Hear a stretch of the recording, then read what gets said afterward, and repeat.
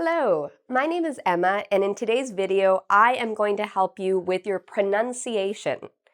So in this video, I am going to teach you the first step to learning how to pronounce different English sounds.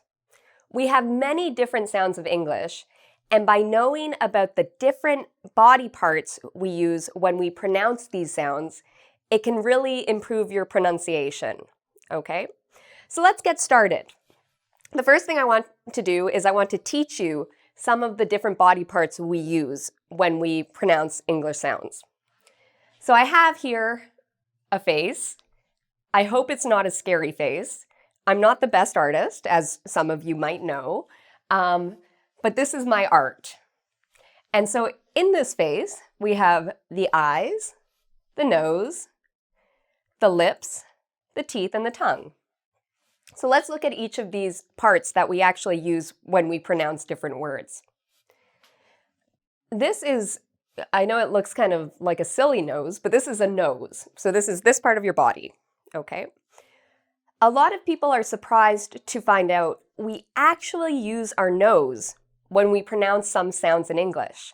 We use our nose when we pronounce the M sound, so ma, okay? And you can actually feel your nose vibrate, ma.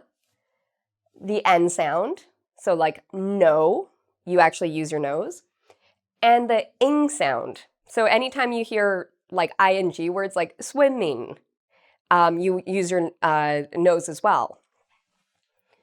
The other parts of the body we use for different sounds is we often use our lips. Okay, so for our top lip is the top part. So this is the top lip. Okay, it's the lip that's more up. So the upper lip is also the top lip. Here it is. And we also have the bottom lip, which is at the bottom of your face. Okay, so top lip and bottom lip. So you can also call the bottom lip your lower lip. Okay, it's another word that means the same thing. So for your lower lip, we often use your lower lip when we're pronouncing sounds like the F sound. So for example, fan, you'll notice my teeth touch my lower lip, fan, and the V sound. So for example, van. Okay, so it's important to know what parts of your body you're using. And a mirror can really help with this. We also use our teeth. Okay, so these are our teeth. We use our teeth when we pronounce things. So for example, the TH sound in English is a sound many people have trouble with. And so if you say thank you, you'll notice my tongue touches my teeth. Thank you. So I'm using my teeth to pronounce the sound. We use, sometimes we use both our lips when we pronounce sounds. So for example, we will use our top lip and our lower lip together. So when we make a B sound, we use our lips, ba. Or when we use a P sound, pa. When we use the SH sound, like in shoe, you notice my lips are circled. Shoe, we're using both lips. The CH sound, like choose. And the W sound, like wonderful. So sometimes when we're using our top and lower lip, our lips might be in a circle. So for example, with the O sound, so whoa, you notice my lips are in a circle like this. Other times when we use our lips might retract or they might spread out. So for example,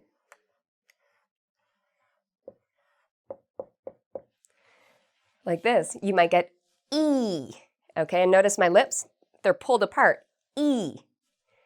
So a lot of your face is used when pronouncing sounds. Now we're going to learn about what types of body parts we have inside our mouth that also help us to make different sounds. Okay, so I've made another very scary picture for you. I hope you like my art. It's an Emma original. So this, can you guess what this is? If you said it's the eye, the nose, the lips, the teeth, and the tongue, you're right. This is the inside of somebody's face, okay? from the side. So if you're looking in a mirror and you're looking at the side and you could see through your skin, you might see something like this. Probably not like this, because this is a bad drawing, but you get the point.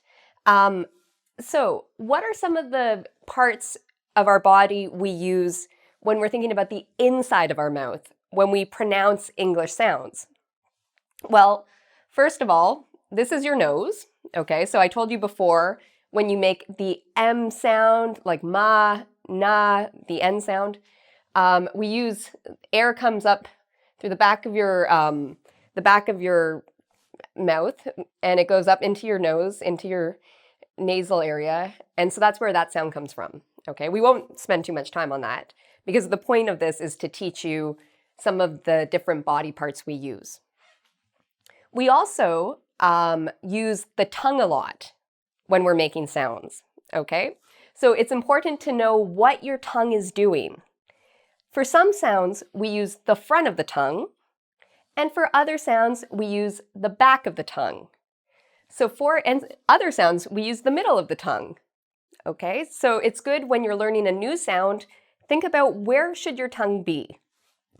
For example, if you're learning the TH sound, your tongue, we use the front of the tongue. So for example, thank you. My tongue, the front of my tongue moves forward. Thank you. If we're practicing our K sound or our G sound, so for example, go, our tongue, the back of our tongue is actually being used, okay? So always know where your tongue should be when you're learning a new word and a new sound. The other area of our mouth that's very important when we're making a new sound is to know what this part's called. So the top of your mouth is called the roof of your mouth. So if you think about a house, the top part of the house is called the roof.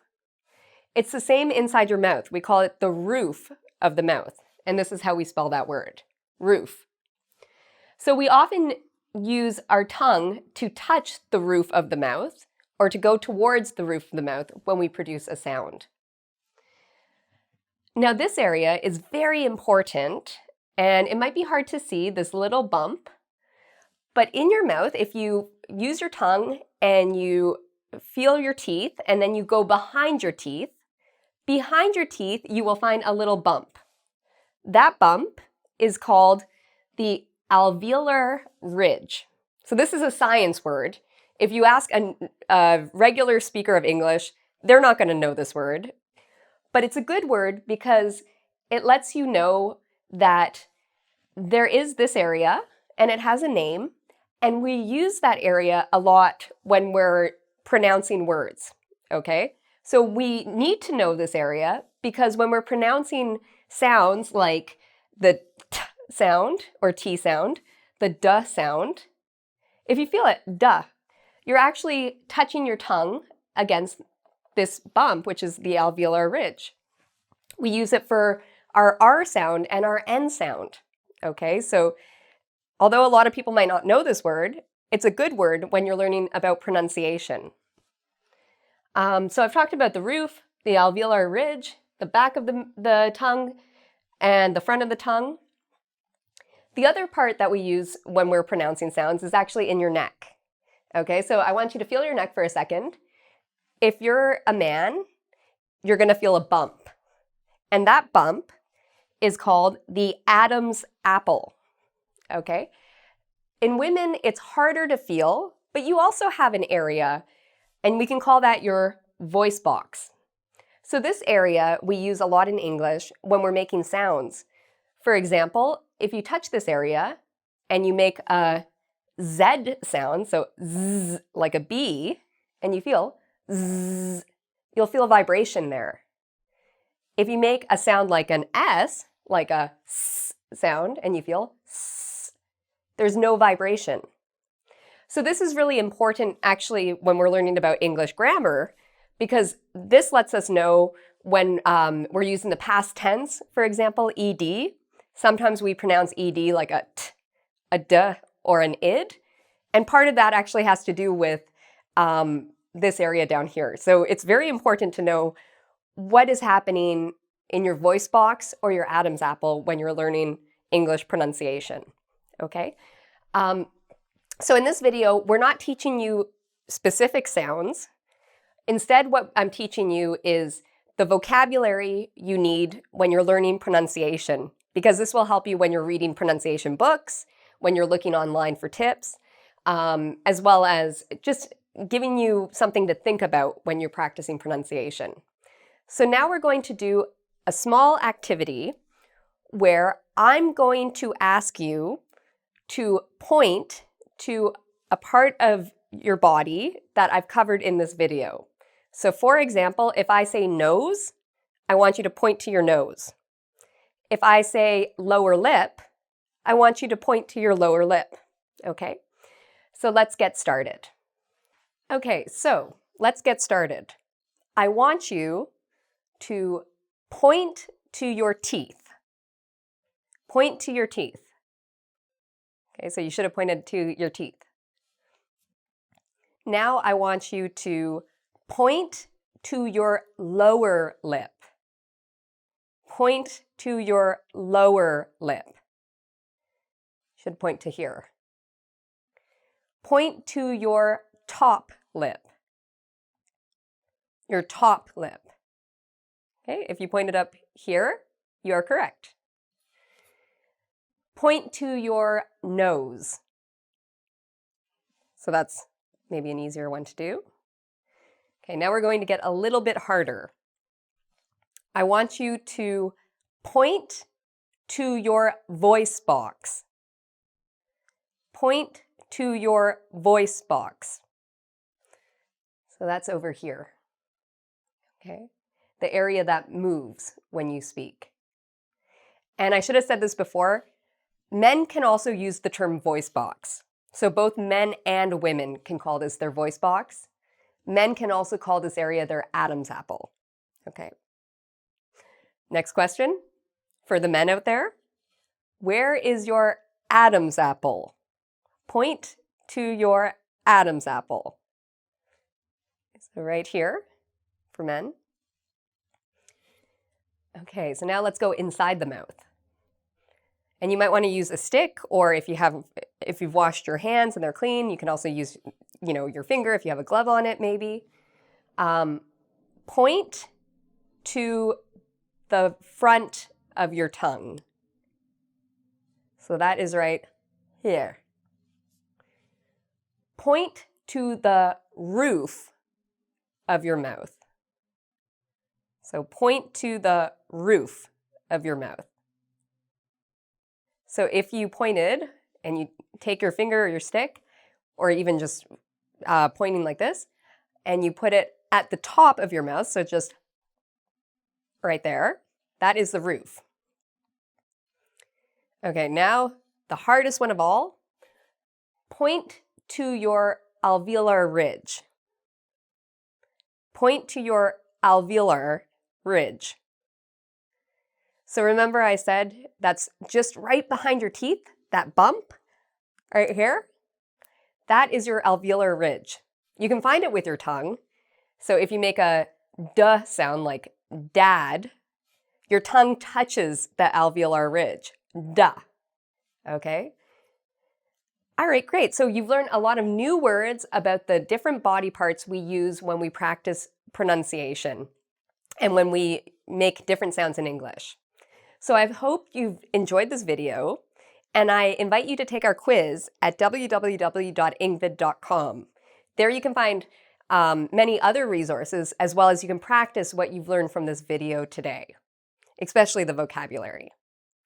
I also invite you to subscribe to my channel.